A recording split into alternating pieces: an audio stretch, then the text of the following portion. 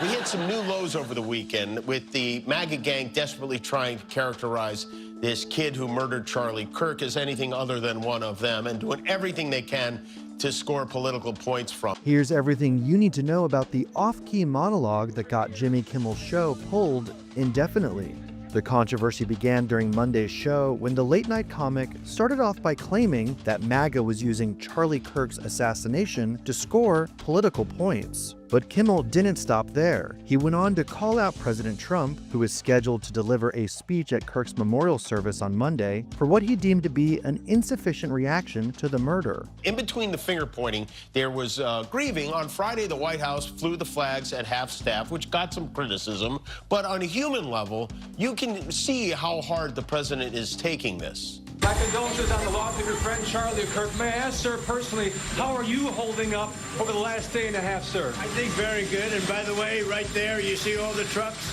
They've just started construction of the new ballroom for the White House, which is something they've been trying to get, as you know, for about 150 years. And it's going to be a beauty. Yes. He's at the fourth stage of grief, construction.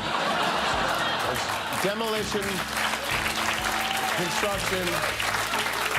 This is not how an adult grieves the murder of someone he called a friend. This is how a 4-year-old mourns a goldfish, okay?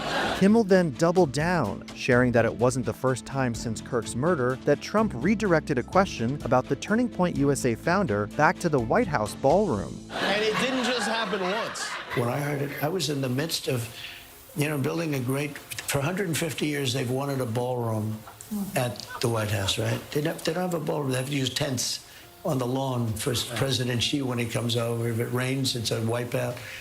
And so I was with the architects that would design. It's going to be incredible.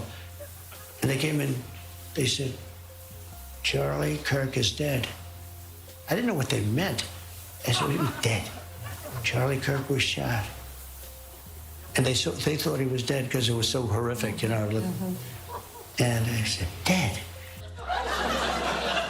And then we installed the most beautiful chandelier. Sconces you wouldn't believe.